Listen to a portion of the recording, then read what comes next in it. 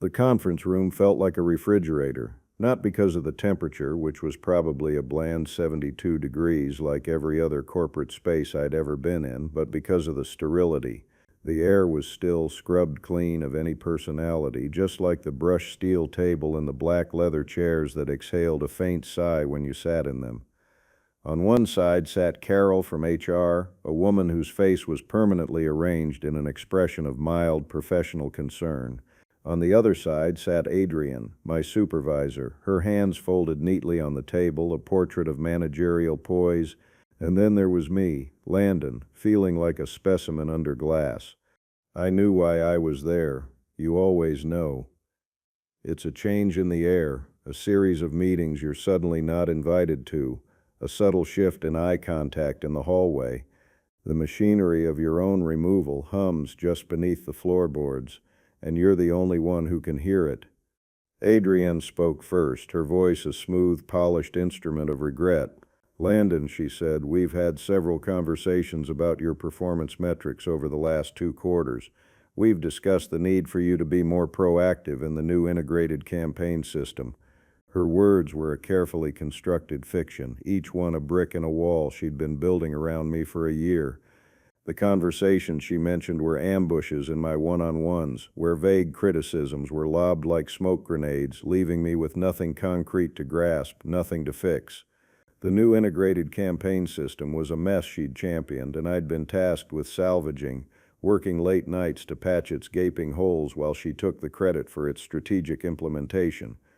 I looked at her at the practiced sadness in her eyes and felt a strange sense of detachment.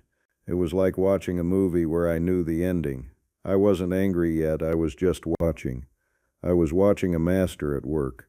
She had done this perfectly. There were no witnesses to her systematic campaign of whispers, lies, and manipulations. There were only these clean, sterile meetings with HR, her falsified reports, and my sudden, inexplicable decline in performance. Carol cleared her throat, picking up the script. So unfortunately, Landon, we've come to the decision that your employment with Kestrel Dunn is no longer a viable fit. We've determined that today will be your last day. There it was, the final clean cut, after 12 years. 12 years of exceeding targets, of mentoring junior staff, of being the guy who stayed late to fix the server when it crashed, the guy who knew the history of every major client account. 12 years of loyalty, erased by a year-long campaign waged by a woman who saw me not as a person but as a roadblock to her next promotion.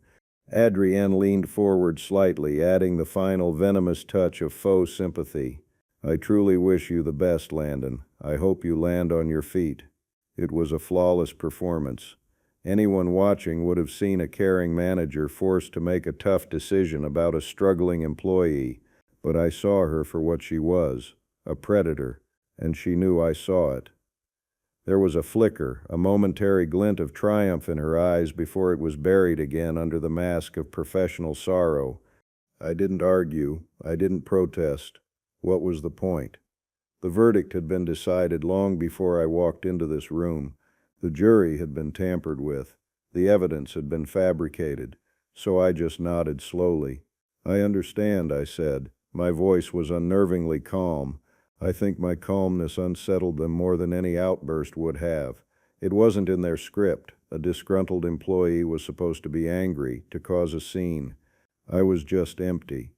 The rest was a blur of administrative procedure. The security guard, a friendly guy named Tom who had often shared a late-night coffee with me, suddenly unable to meet my eyes as he escorted me to my desk. The cardboard box, the corporate symbol of exile. I packed my life into it, the photo of my wife Sarah and me on our anniversary, the stupid mug my team had given me that said world's okayest analyst, a couple of worn-out paperbacks. My hands felt like they belonged to someone else. Every colleague I passed suddenly found something intensely interesting on their computer screen. The isolation field Adrienne had built around me was now complete, absolute. Tom walked me to the elevator, then to the front door. The glass doors slid shut behind me, and I stood on the pavement, holding my box of memories, the afternoon sun feeling unnaturally bright. 12 years. It ended not with a bang, but with the quiet hiss of an automatic door.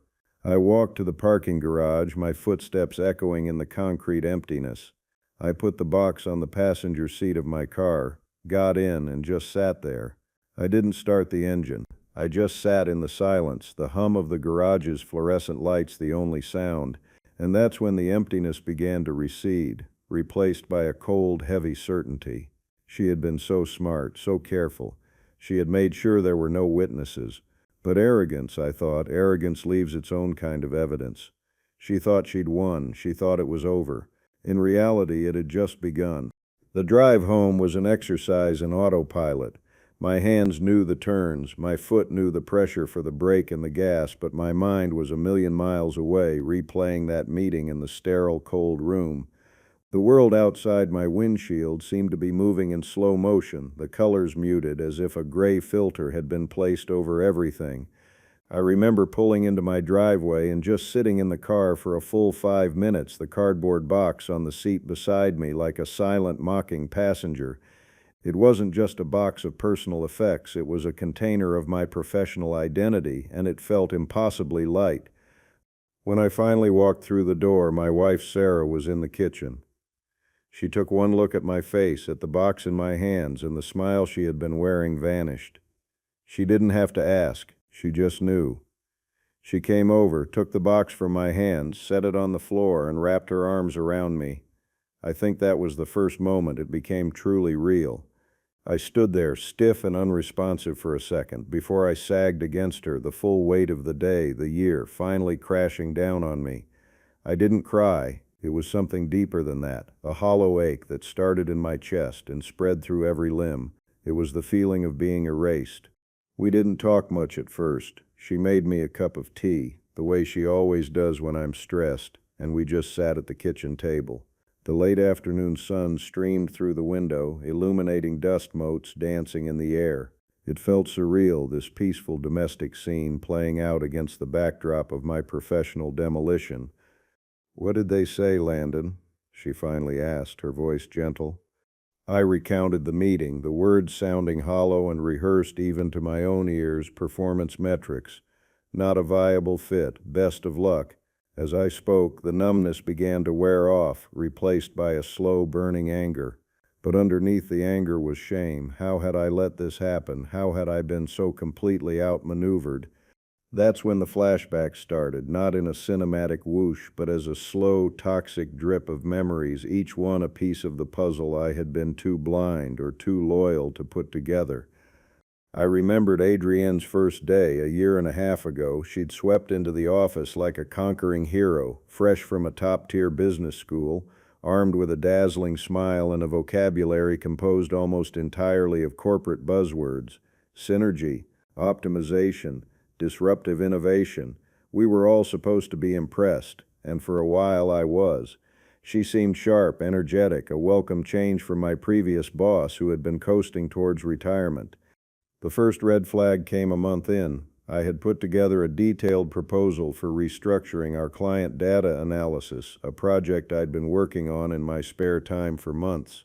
I presented it to her in our one-on-one. She seemed enthusiastic, asked probing questions, and told me it was brilliant. The next week, in the senior leadership meeting, she presented the entire proposal as her own. I was sitting in the back of the room, not even invited to the meeting, but asked to be on standby for technical questions. I watched as she used my slides, my data, my words. When the CEO praised her for her initiative, she just smiled and said it's all about finding efficiencies, about thinking outside the box. She never once mentioned my name. After the meeting, I confronted her as gently as I could. "I thought you were going to present that as a joint project," I'd said. She'd given me a confused look, a masterpiece of gaslighting. "Oh, Landon, I think there's been a misunderstanding. I took your initial concept and really fleshed it out, elevated it to a strategic level. This is how teamwork works at this level. We build on each other's ideas." She made it sound like I was being petty, unable to see the bigger picture. I walked away feeling confused. My own memory called into question. Had I misunderstood? Did she really believe what she was saying? From there, it escalated, but always subtly, always in the gray areas. There were the little digs in team meetings, always couched as a joke. Landon's a bit old school with his methods, but we're working on bringing him into the 21st century, she'd say with a laugh, and everyone would chuckle uncomfortably. She was painting a narrative, Landon, the reliable but past his prime dinosaur. Then came the exclusion. I'd find out about a critical meeting about the Atlas account, our biggest client, after it had already happened. When I'd ask why I wasn't included, she'd feign surprise. "Oh my gosh, did my assistant forget to add you to the invite? I am so sorry. It must have been an oversight." But the oversight happened again and again. I was being systematically cut out of the information flow, then criticized in my performance reviews for not being fully engaged with key projects. She was creating the problem and then punishing me for it. I remember one project in particular, a digital transformation initiative she had sold to the board. It was a disaster from the start, built on flawed assumptions and unrealistic timelines. I was assigned to lead the technical team. I worked 80-hour weeks, my team and I pulling off small miracles every day just to keep it from collapsing. We were patching a sinking ship with duct tape and hope. In the end, we managed to launch something that was barely functional but didn't immediately explode. In the post-mortem report, Adrienne praised the project's successful pivot under her agile leadership and noted that the technical team under my supervision had struggled to meet initial timelines, causing significant but manageable delays. She had framed my firefighting as arson. My work friends started to drift away. Mark, a guy I had mentored for 5 years, suddenly became too busy for our weekly lunch. I saw the fear in his eyes. He knew what was happening, but he had a mortgage and 2 kids. He couldn't afford to be seen as an ally of someone who was on the outs with the new star manager. Adrienne was an expert at creating a culture of fear. Loyalty to her was rewarded. Anything else was a career risk. The worst part was I tried to fight back. About 6 months before the end, I scheduled a meeting with Carol in HR. I laid out my concerns as professionally as I could. I talked about being excluded from meetings, about my ideas being misrepresented, but I had no proof. It was just my word against hers. Adrienne was a rising star. I was, in the narrative she had so skillfully crafted, a disgruntled veteran resistant to change. Carol listened with that same mask of professional concern. She gave me a pamphlet on managing up and effective communication strategies. She said, "Landon, Adrienne is highly valued by the leadership team. Her results speak for themselves. Perhaps there are some communication style differences here. Have you tried sitting down with her and openly discussing your feelings?" It was a checkmate. She was telling me to go back into the lion's den and talk about my feelings with the lion. I knew then that HR was not there to protect me. HR was there to protect the company from people like me. I walked out of that office feeling more alone than ever before. That was the moment my resolve started to crumble. I gave up. I just put my head down and tried to survive, hoping that her star would eventually fall, or that I could find another job before she finally pushed me off the cliff. I was wrong. Her campaign was more patient, more methodical than I could have imagined. Sitting there in my kitchen, all these memories coalesced into a single ugly picture. This wasn't a simple firing, it was an execution, planned and carried out over months. The shame I'd felt earlier began to curdle back into that cold, hard anger. The first week was a black hole. I'd wake up, go through the motions of checking job boards, updating my resume, but my heart wasn't in it. My confidence was shattered.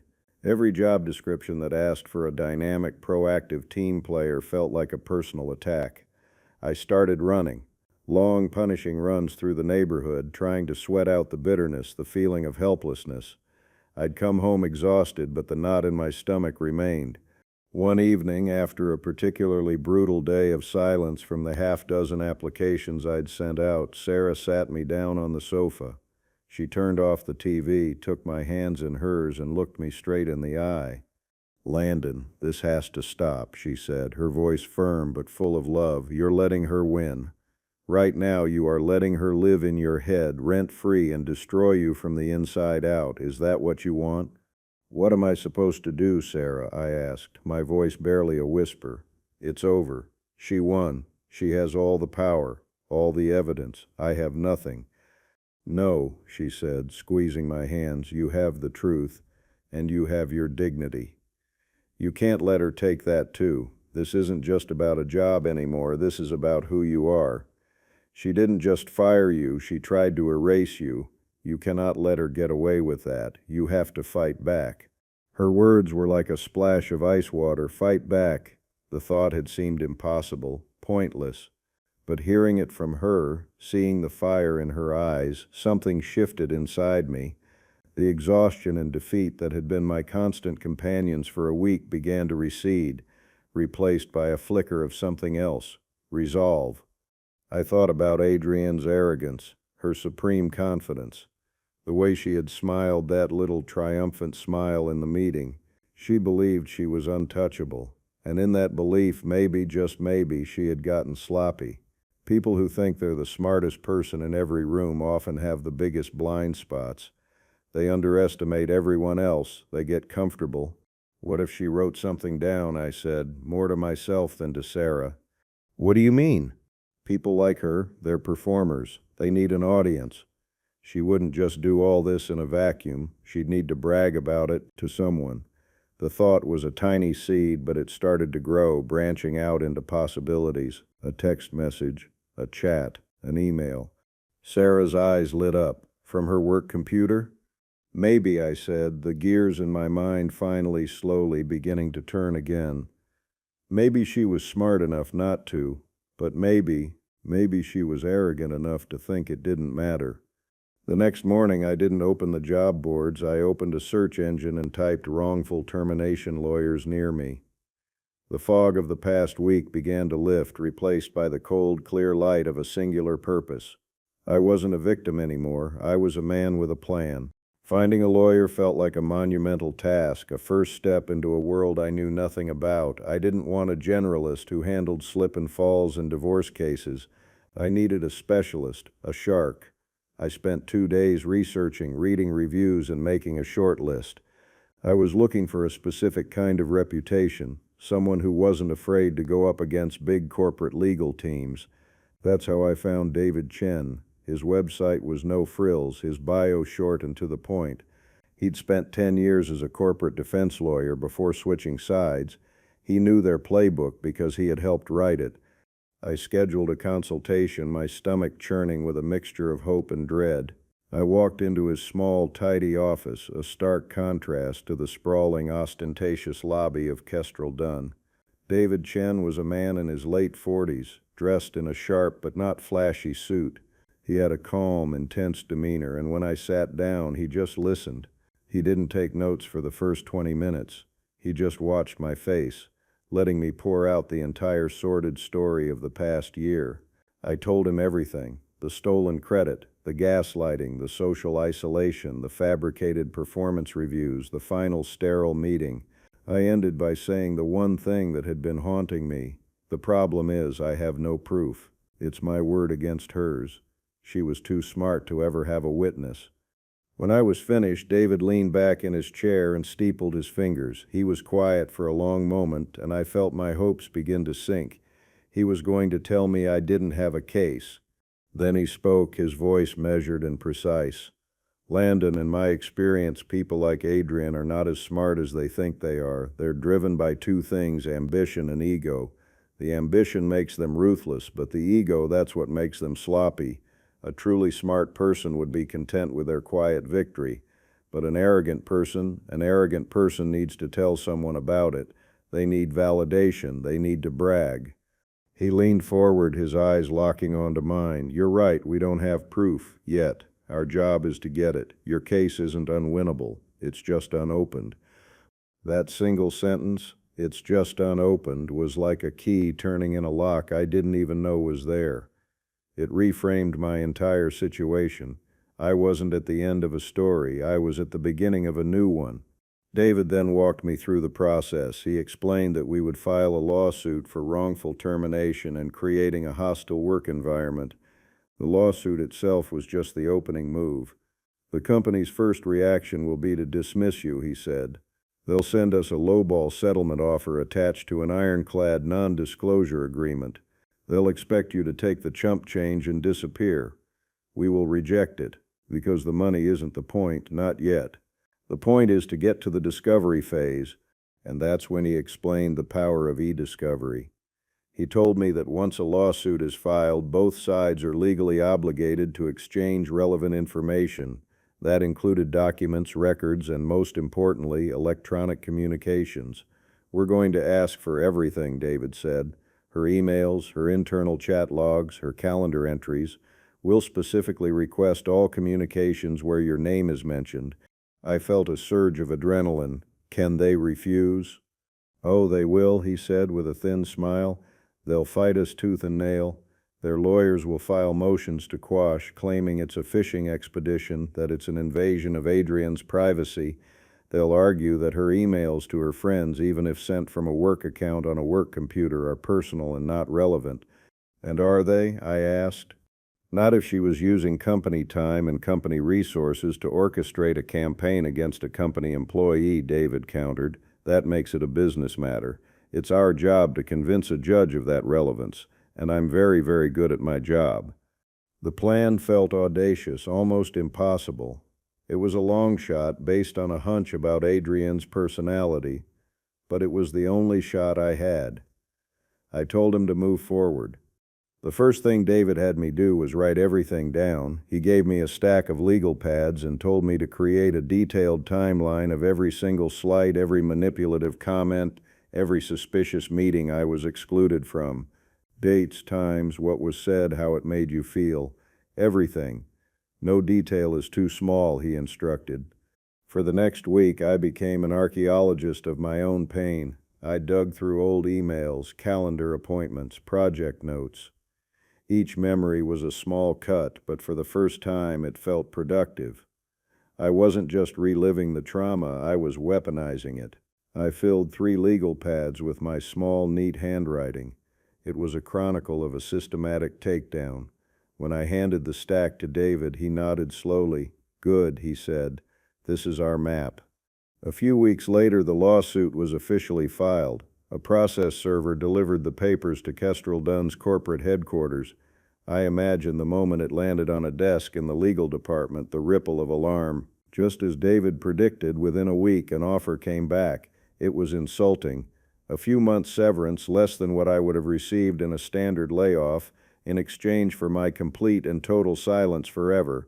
It was accompanied by a letter from their high-priced law firm, full of bluster and denial, stating that my claims were baseless and that they would vigorously defend their valued manager against such frivolous and defamatory allegations.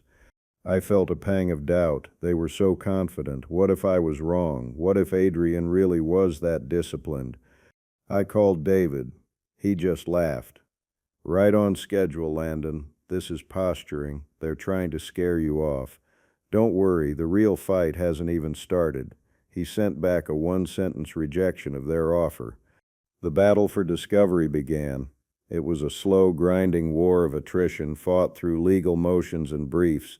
Their lawyers argued that our request was overly broad, burdensome, and intended to harass. David's counter-briefs were masterpieces of legal reasoning, citing precedent after precedent. He argued that Adrian's state of mind was central to the case. Was she a concerned manager trying to mentor a struggling employee, as they claimed? Or was she a malicious actor with a premeditated plan? Her private communications, he argued, would reveal the truth. The process dragged on for months. It was a quiet, nerve-wracking time. I had to get a temp job doing data entry just to keep the bills paid, a humbling experience that felt like its own form of punishment. Sarah was my rock, constantly reminding me what we were fighting for. Every now and then I'd get a call from David with a small update, a minor victory in a procedural hearing. Finally, the day came. A judge ruled in our favor. It wasn't a total victory. The scope was narrowed. We were granted access to Adrian's work emails and chats for a specific 18-month period, and the search was limited to certain keywords: my name, Landon, my old job title, and a few project names. But it was enough. The door had been cracked open. The first move, after months of trench warfare, was the quiet official arrival of the court order at the offices of Kestrel Dunn. It wasn't a dramatic, movie-style serving of papers, but a simple electronic filing, a PDF attached to an email. Yet I knew its impact would be like a silent concussion wave through their legal department. The judge had spoken. They had to comply. I didn't hear anything for a week. The silence was agonizing. Every time my phone buzzed, my heart leaped into my throat. I tried to keep myself busy with the mindless data entry of my temp job, but my focus was shot. I was living in a state of suspended animation, waiting for a sign. The sign came in the form of a phone call from a number I didn't recognize. I almost let it go to voicemail, but something made me answer. "Landon," a hushed voice said. "Yes? Who is this?" "It's Mark." My heart pounded. Mark. My old colleague, the one who had slowly, painfully distanced himself from me as Adrian's campaign intensified. We hadn't spoken since the day I was fired. "Mark, are you okay? Where are you calling from?" "I'm in the stairwell," he whispered, his voice tight with anxiety. "Listen, I can't talk long. Something's going on here. Legal called Adrian into a meeting this morning. A big one. The general counsel, two of the partners from the outside firm, and Carol from HR. They were in there for 3 hours. I held my breath, listening to the faint echo of his voice in the concrete stairwell. "When she came out," he continued, I've never seen her look like that. You know how she's always so polished, so in control. Her face was white as a sheet. Her hands were shaking. She went straight into her office and slammed the door. She's been in there ever since. People are whispering. The official line is that it's a routine legal review, but nobody's buying it. Everyone knows it's about you." He let out a shaky breath. I wanted you to know, and Landon, I'm sorry about everything. I was a coward." "It's okay, Mark," I said, my own voice thick with emotion. "I get it. You have a family to think about. Just be careful." "You too," he said, and the line went dead. I hung up the phone, my mind racing. It was happening. The panic was starting. Adrienne, the unflappable queen of corporate politics, was rattled.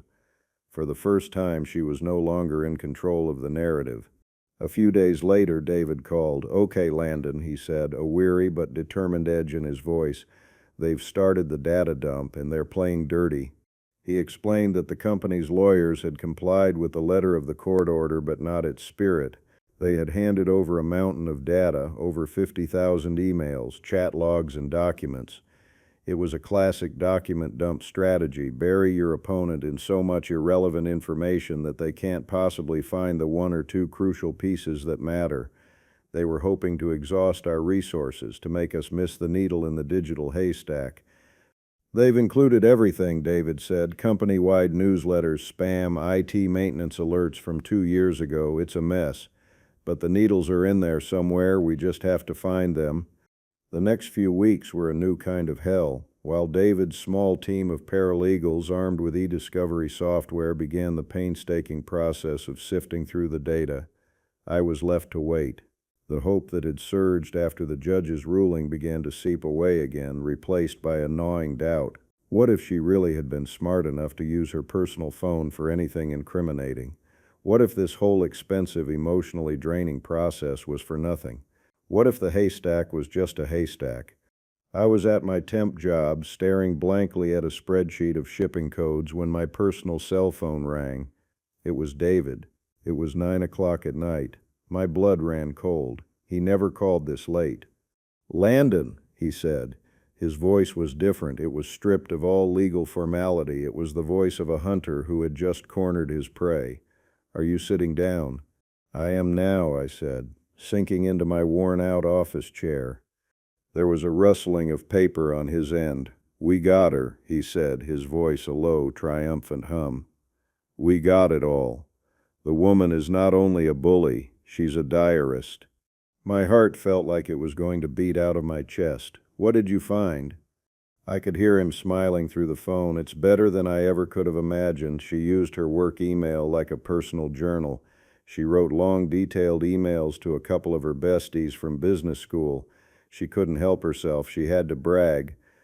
He cleared his throat. "Let me read you a few highlights. This is from an email to a friend named Chloe, dated about a month after she started." He read, "The new gig is fine, but I've got to clear out some of the old guard. There's this one guy, Landon, a total dinosaur who everyone thinks is a genius because he knows how the ancient systems work. He's a roadblock to my vision for this department. Time to start managing him out. It's a delicate process, but my specialty." I was speechless, a cold wave washing over me. Managing him out, she'd put it in writing. "It gets better," David said, his voice sharp with excitement. A few months later, to the same friend, Operation T-Rex extinction is proceeding as planned. I've started excluding him from key meetings and then raising concerns in his reviews about his lack of engagement. He's so earnest, he just looks confused. It's almost sad, almost. Operation T-Rex extinction. The name was so juvenile, so unbelievably arrogant, I almost laughed. It was the hubris, the sheer unadulterated hubris. David kept reading, his voice a calm, steady rhythm of damnation. There was an email detailing how she'd taken credit for my data analysis project, just presented the old dinosaur's work as my own. The partners loved it. He actually tried to talk to me about it afterwards, bless his heart. A little gaslighting goes a long way. There was another one, sent the day after my meeting with HR. Landon actually went to HR to complain about me. So cute. It's his word against mine, and we all know who the board has more invested in. Just had to finesse his quarterly performance review to add a few more areas for improvement. HR bought it hook, line, and sinker. Each word was a vindication. Every doubt, every moment I'd questioned my own sanity was erased. I wasn't crazy, I wasn't incompetent, I was a target. And now I had the proof. "There are dozens more, Landon," David finished, his voice returning to its professional tone. "Dozens." She documented her entire campaign. "It's a slam dunk. No, it's more than that. It's a confession." I leaned back in my chair, the spreadsheet on my screen completely forgotten. The silent takeover was complete. The power which had been so firmly in her hands for so long had just shifted decisively and irreversibly into mine.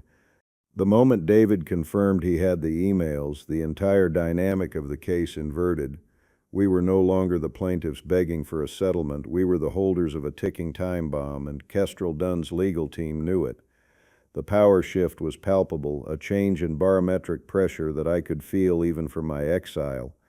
David's first move was to formally submit the emails as evidence for the upcoming hearing. He attached a selection of the most damning ones to the motion. It was the legal equivalent of pushing a lit stick of dynamite under the boardroom door. The reaction from their side was immediate and frantic. The blustering confidence of their initial letters evaporated, replaced by a desperate scramble. Their lawyers filed an emergency motion to have the emails ruled inadmissible. They argued that the correspondence was personal, that its prejudicial nature would outweigh its probative value, and that Adrienne had a reasonable expectation of privacy. David's response was surgical. He argued that Adrienne had forfeited any expectation of privacy the moment she used company property, her work computer and email server, to conspire against and harass a fellow employee. The content wasn't personal, it was a detailed log of her professional misconduct. The judge, a no-nonsense woman in her 60s, took less than a day to deny their motion. The emails were in, the bomb was armed. That's when the second settlement offer arrived. This one was different. There was no condescending letter, no denial of wrongdoing. It was just a number delivered via email from their lead counsel to David, and it was a big number. Enough to pay off my mortgage, fund my kids' college education, and live comfortably for a very long time. It was life-changing money. But it came with a non-negotiable condition, an ironclad NDA so restrictive that I would be legally forbidden from ever mentioning Adrienne's name, Kestrel Dunn, or any of the events that had transpired to anyone for the rest of my life. They weren't just trying to buy my silence, they were trying to buy the entire history of what had happened, to scrub it from existence. David laid out the options for me in his office. "You can take this, Landon," he said, pointing to the number on the paper. "No one would blame you. You walk away, you're financially secure, and this whole nightmare is over." Or, he paused, looking at me intently, "we can refuse." We go to the hearing. We don't get a guaranteed payout, but we get something else. We get to put those emails on a projector screen for the world to see. We get public vindication. I went home and talked it over with Sarah. We sat at the kitchen table, the same table where I had collapsed in defeat just months earlier, and looked at the number David had written down. The responsible part of my brain, the part that had worried about bills and the future, screamed at me to take the money. It was the logical choice. It was the safe choice. But then I thought about Adrienne. I thought about her smug, confident smile as she dismantled my career. I thought about her walking away from this with a slap on the wrist and a fat check of her own, free to do the same thing to someone else at her next job. The settlement would let her bury her sins. She would learn nothing, except that money can solve any problem. "It's not about the money anymore, is it?" Sarah said softly, already knowing my answer. "No," I replied, a surprising certainty settling over me. "It's about the truth. If I take this, she gets away with it. The only thing she'll regret is that she got caught, not what she did." This was a choice that probably seemed illogical to an outsider, turning down a sure thing for a principle, but it felt like the only choice I could make and still live with myself. I called David the next morning. "We're going to the hearing," I said. David was quiet for a moment. Then he said, "Good. I was hoping you'd say that." The company made one last desperate, clumsy move. A week before the hearing date, Mark called me again. He told me that an all-staff email had gone out announcing that Adrienne had been placed on indefinite administrative leave pending an internal investigation. They were trying to throw her under the bus to sever her from the company in the hopes that they could contain the damage. They would try to argue that she was a rogue employee, a single bad apple whose actions didn't reflect the company's values. It was a classic and pathetic corporate strategy. But it was far too late. For over a year they had enabled her, rewarded her, and protected her. They had ignored my complaints. They were complicit. Her actions were their liability. The talent exodus in this case wasn't people quitting. It was the company desperately trying to jettison its own toxic talent and failing. The power had shifted so completely that all they could do was react, and every move they made only dug their hole deeper. The day of the wrongful termination hearing was gray and overcast, the sky the color of concrete. It wasn't a full trial with a jury of 12, but a formal arbitration hearing, which in some ways was even more intense. The room was smaller, the air thick with tension. 3 neutral arbitrators, all retired judges, sat at a raised table at the front. David and I were on one side of the room. On the other sat 2 stone-faced lawyers from Kestrel Dunn's firm, Carol from HR, and Adrienne. She looked smaller than I remembered, stripped of her power suits and corner office authority. She wore a simple gray dress and stared fixedly at the polished table in front of her, refusing to look in my direction. The aura of supreme confidence was gone, replaced by a brittle, defensive shell. The company's lawyer went first. He painted a picture of Kestrel Dunn as a supportive, nurturing environment. He presented my performance reviews, the ones Adrienne had so carefully finessed as objective, factual documents. He argued that the decision to terminate my employment was a difficult but necessary business decision based on a clear and documented decline in performance. Then Adrienne took the stand. It was a masterful performance. I had to give her that. Her voice trembled just so. She spoke about how much she had believed in my potential and how she had tried repeatedly to mentor me. She claimed I had become resistant to feedback and negative in my interactions with the team. At one point, she dabbed at her eyes with a tissue, claiming it pained her deeply that I had become so disgruntled that I would make up such hurtful lies about her. She was playing the victim, and she was doing it brilliantly. If I hadn't lived through the reality, I might have even believed her.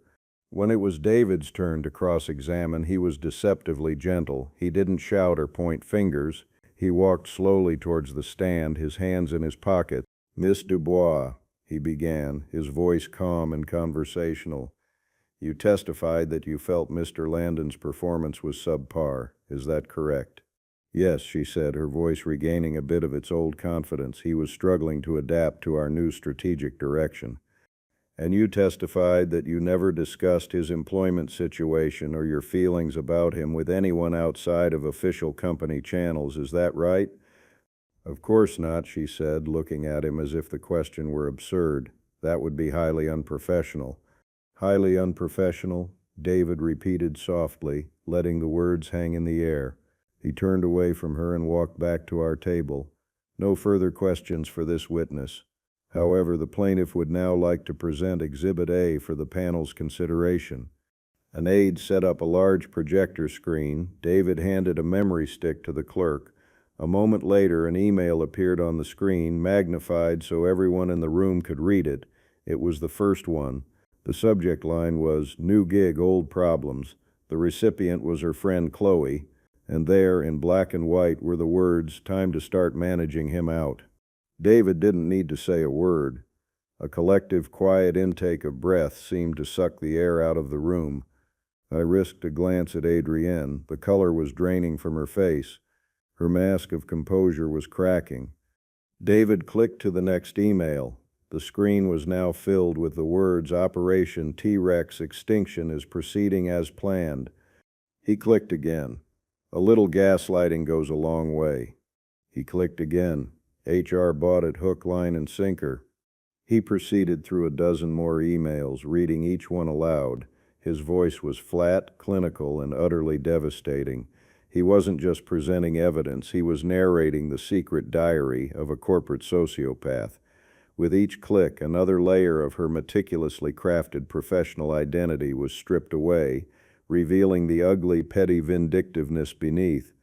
The room was dead silent, the only sound David's calm voice and the soft click of the mouse.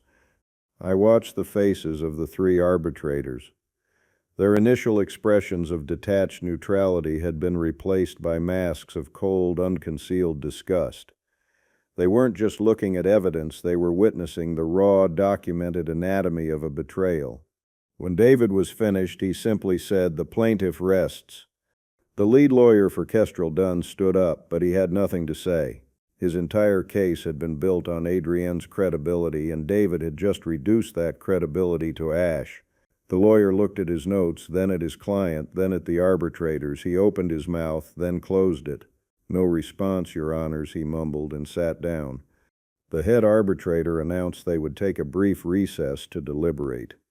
Brief was an understatement. They were gone for less than 20 minutes. When they returned, their faces were grim. The verdict was swift and brutal. They found unanimously in my favor, ruling that Kestrel Dunn was liable for wrongful termination, breach of good faith, and creating a hostile work environment driven by malice. They awarded me full back pay, punitive damages, and all of my legal fees. Walking out of that hearing room felt like surfacing after being held underwater for a year. The air in the hallway, stale and recycled, tasted sweet. The weight that had been sitting on my chest for so long was just gone. Sarah was waiting for me, and I walked into her arms, the tension finally flowing out of me. It was over. The truth hadn't just come out. It had been projected onto a 6-foot screen in high definition. In the weeks that followed, the ripples of that day spread. I learned through the grapevine that Adrienne was of course fired immediately for cause, her career and reputation in tatters. Kestrel Dunn was forced into a major internal overhaul of their HR practices, a humiliating and expensive process.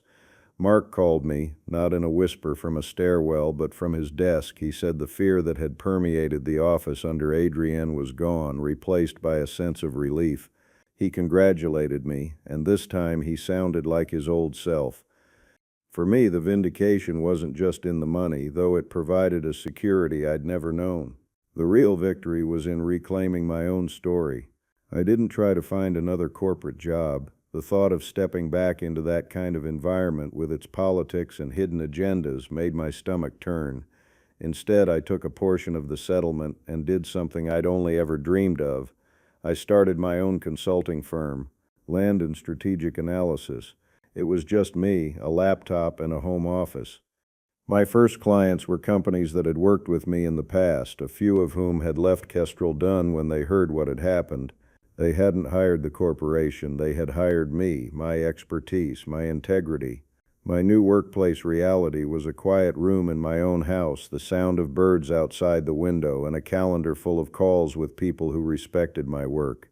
The symbolic reclamation of my identity wasn't a plaque or an award, it was the simple, profound peace of mind that came from being my own boss, my value no longer subject to the whims of a manipulative superior. It was ending my workday at 5 o'clock and having dinner with Sarah, fully present, the knot of anxiety that had been my constant companion for years finally untied. It's funny, workplace bullies, people like Adrienne, they seem so powerful. They thrive in the shadows, in the hallways, in the quiet one-on-one meetings. Their power is built on your silence, on your fear, on making you believe that you are the one who is broken. They depend on the idea that no one will ever see the full picture. But in the digital age, we all leave footprints. Every keystroke, every sent message, every boastful text. Words have a shelf life, and arrogance is a terrible preservationist. The one piece of advice I can give, the moral of this whole ugly story, is simple. Never write down what you wouldn't be comfortable having read aloud in a courtroom, projected onto a giant screen. Proof is a funny thing. Sometimes you don't have it, and sometimes your enemy has been creating it for you all along, just waiting for you to ask for it. If this story resonated with you, if you've ever been underestimated, undermined, or made to feel small in your job, let me know about it in the comments. It's important to know you're not alone. Your story matters, and your competence is your ultimate capital. Thank you for listening. Don't forget to like this video, share it with someone who might need to hear it, and please hit that subscribe button for more stories about when the scales of justice finally find their balance.